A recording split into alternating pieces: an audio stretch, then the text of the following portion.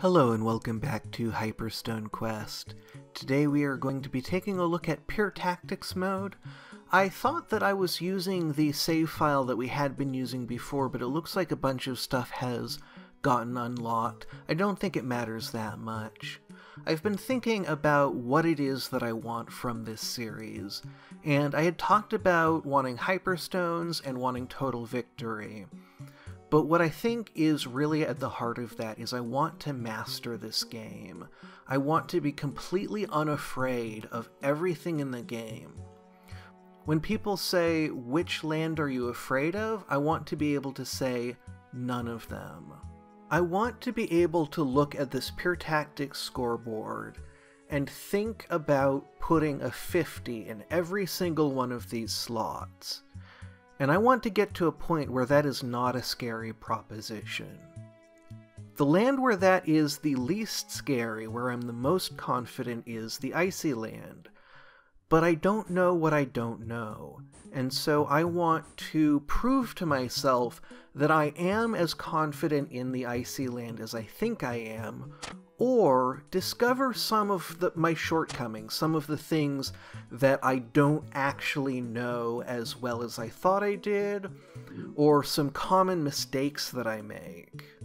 I'm going to be switching between top-down and first-person. I know that some people much prefer top-down.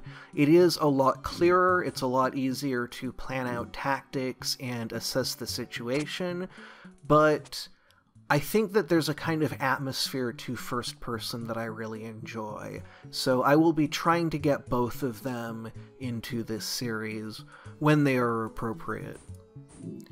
So the Icy Land is pretty easy to start out with. It is, it's the starting area, and so it's a very familiar place. It's a relatively simple area, but there are a couple of tactical considerations that I think make it pretty interesting. And the first, of course, is the wolves. The wolves they follow heat instead of pathfinding directly to you.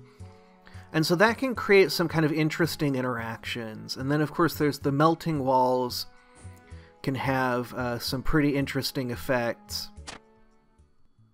Now, once we start getting up around 25 treasures, we're going to start using a tactic called gardening. And the way gardening works is we're going to be paying attention to which spaces we've been to.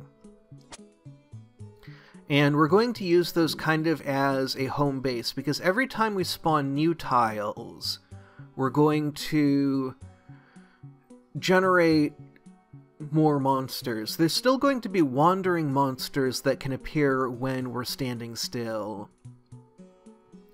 But when you step onto a tile that you have been to before, you will not generate any new tiles, and so you will not generate any new monsters on tiles. And so you'll only have wandering monsters to deal with, which, for the early part at least, shouldn't be too bad.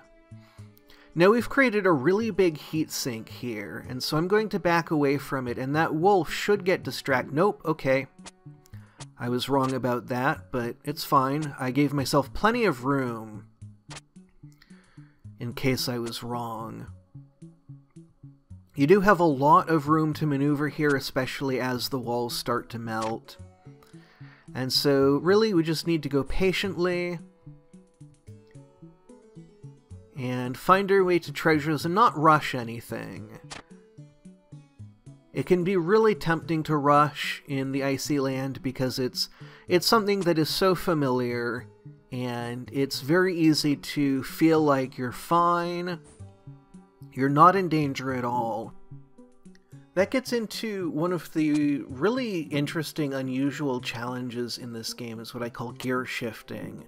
Because in this game, you're not in trouble until you are.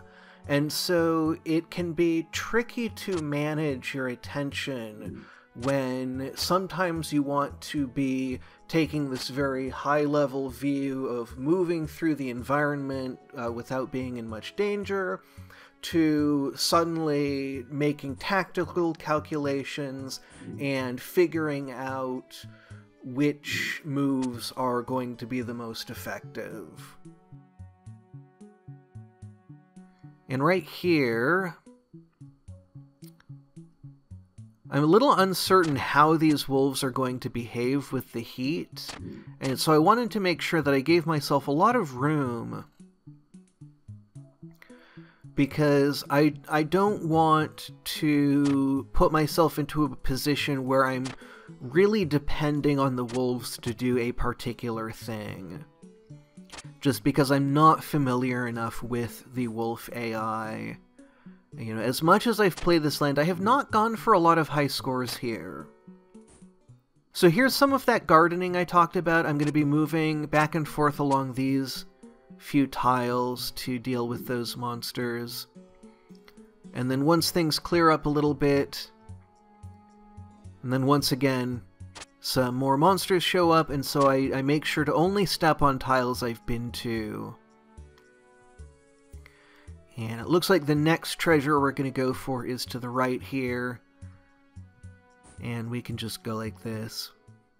So we're starting to get to the level of score where I would really like to find an Orb of Winter.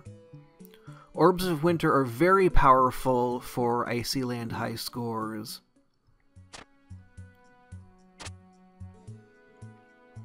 Now, I know I saw... Okay, so I see the Orb of Winter. We just want to make our way to it. And it's actually so powerful that I think we can rush it. That might have been a mistake. Let's see. Okay, I've got the Orb of Winter. That's going to start creating walls behind me. It's also going to make it so that the wolves cannot see me.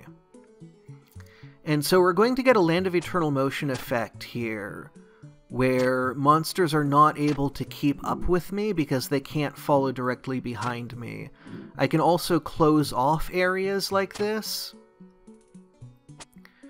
However, I can no longer melt through walls, and that can be a little bit limiting. And now that we are out of charges, I want to be careful. Now, this is actually one thing that can be an issue, is that we now have no heat traps for the wolves, and we're also not able to garden. I'm not able to go back to the space where I was.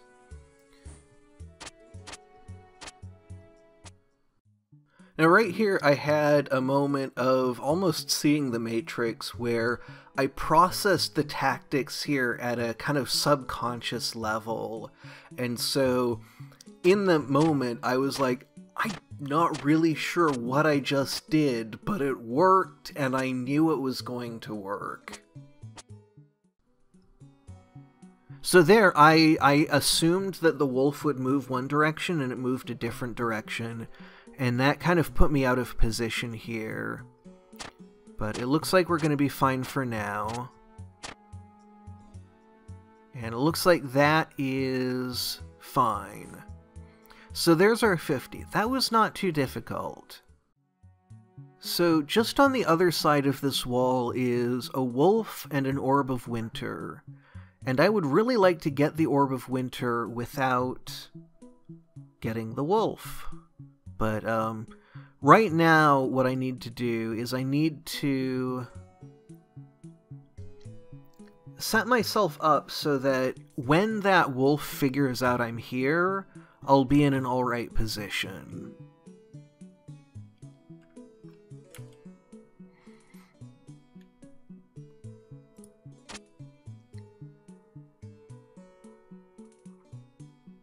And so I'm actually going to step away from this wall to try and not melt it.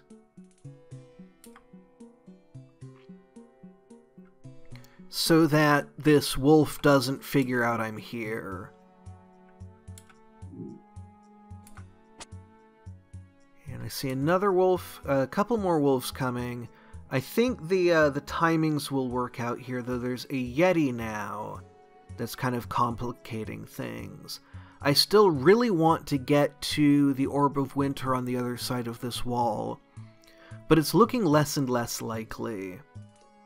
So I'm actually going to charge at this wolf, and my hope is that I can take it on, and then these others will time out okay. This wall's gonna melt, but the other one is not. That other wall hasn't melted yet, and so right over here, there's a wolf right on the other side of this wall, and as soon as that wall melts, it's going to figure out we're here, and so I want to do as much as I can before then, and unfortunately, I'm getting a lot of trouble from these Yetis.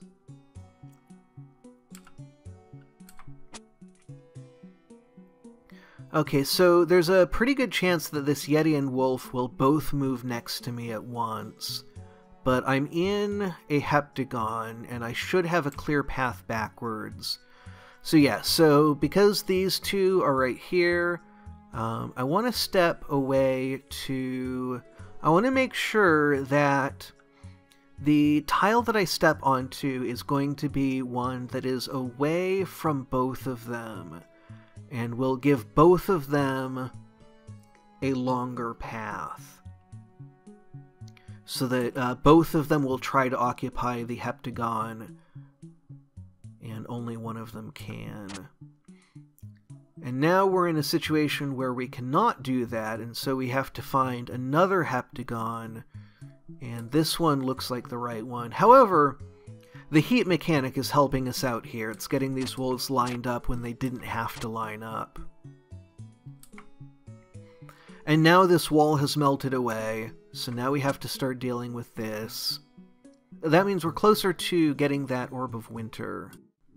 So once again, I'm going to do some gardening here. I'm going to stay in a restricted area, and I'm going to deal with these monsters one at a time. And the timings are going to work out perfectly. So we should now be able to get to this Orb of Winter without any trouble. There we go. Okay, so now we have the Orb of Winter active. Now we have a lot more freedom. Wolves cannot see us, and I'm going to be switching back to top-down because Orb of Winter does not play nice with first-person view. Now I need to remember that I have this active and that the wolves are not going to be able to see me, and so they're not going to behave in the ways that I expect them to behave. I believe they're generally going to be moving in straight lines. And they actually, I think when they get close to me, they're going to turn around and move away from me because I'm going to be the coldest thing, and any direction other than towards me is going to be warmer. And now, right as this Orb of Winter is running out, I'm going to block off this wall and grab this Orb of Flash. And so we'll now have this as a little bit of insurance while we go looking for the next Orb of Winter. And I think that that's kind of the rhythm that I'm looking for, is I want to try to do what I call orb chaining, where you're really on the lookout for a specific orb, more than you're on the lookout even for treasure or anything else. And unfortunately, I'm not seeing it, but this is why we have the Orb of Flash, is to serve as a little bit of protection, and we can actually make our way up to this other Orb of Flash to continue having that protection. Unfortunately, I have made a very bad miscalculation here, and I cannot step onto this Orb of Flash. And so this may be game over. Yes, that's game over. Alright, well, I want to keep this one shorter as was requested on the last video. So we will be coming back to this game in another week If you want to see these earlier, these do come out on my Patreon a few days before they come out on YouTube proper. And much thanks to my patrons, they really make this possible. As does everyone who watches, who comments, likes, subscribes. Every little bit of support means so much to me. So, until next time, thank you very much for watching, and have a great rest of your day.